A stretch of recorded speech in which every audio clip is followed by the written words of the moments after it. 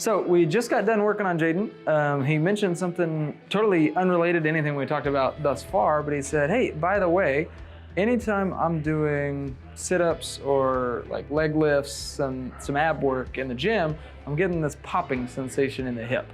Now, can you just demonstrate that kind of motion really quick? And I'm gonna illustrate.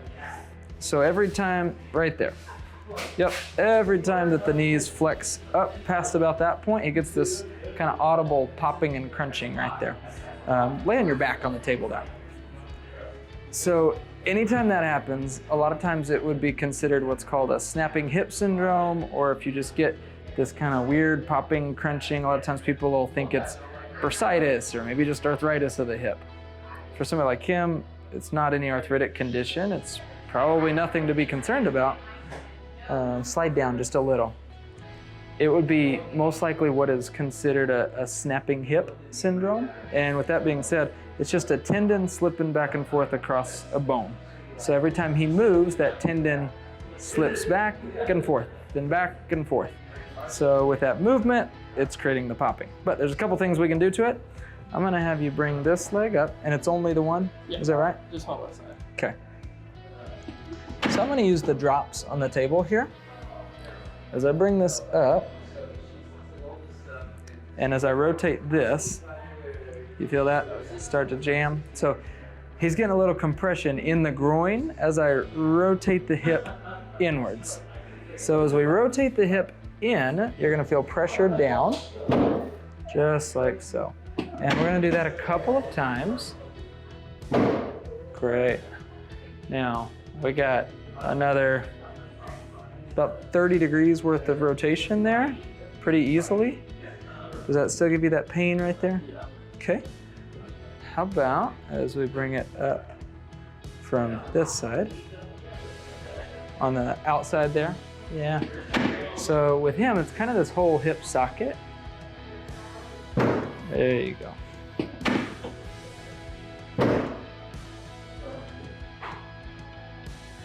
Good.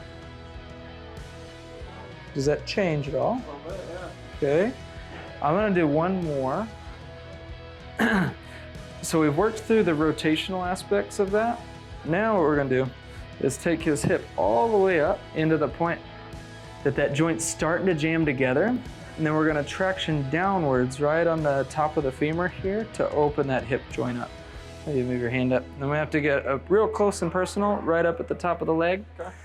But we're gonna hook around the thigh, and you're gonna feel pressure right here, okay? And this is gonna open that whole hip socket. Good job. Now slide right back to the middle.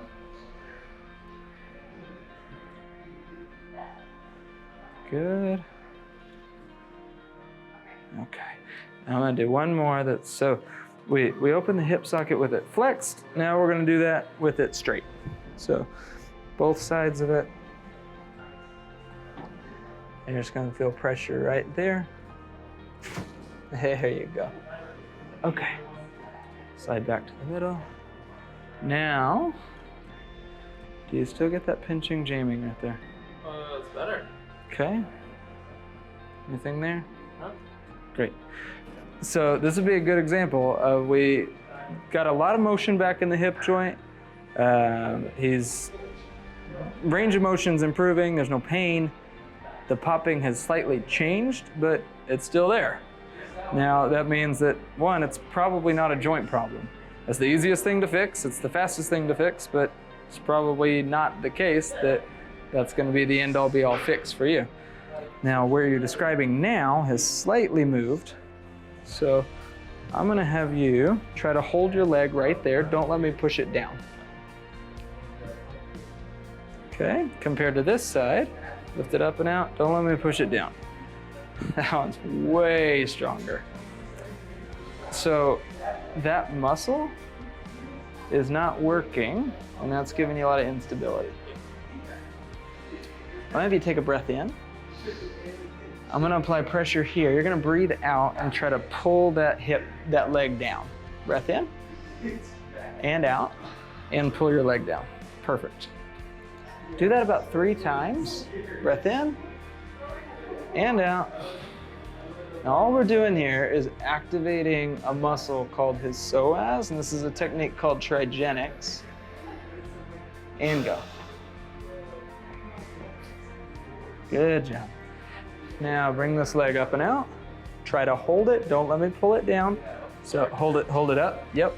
Pull that way, there you go. Now it's strong. Let's rotate this like that. Don't let me push this down. Okay. This one, bring this up and out. Don't let me push it down. Okay, so slightly alternative here, but this muscle is pretty weak too. Have you roll on your side about halfway facing that direction. That's good right there. Now, just to further illustrate this, try to not let me push your leg down. And we got nothing. So all we're gonna do, the way trigenics works, it's really cool. So it takes 3 planes or 3 inputs to trick your brain into turning the muscle back on. So the movement that I'm having you do, the pressure over the muscle, and then breath. So you're breathing out, it's activating a nerve in your body called your vagus nerve. So this one, breath in. When you breathe out, you're gonna try to pull this ankle towards your other one. And I'm applying pressure to a muscle called this TFL. And this TFL allows him to hold his leg out. And go. There you go. Do that about 2 more times.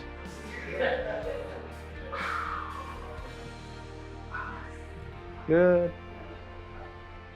And up. Good. Now, try to hold that. Don't let me push your leg down. Hold.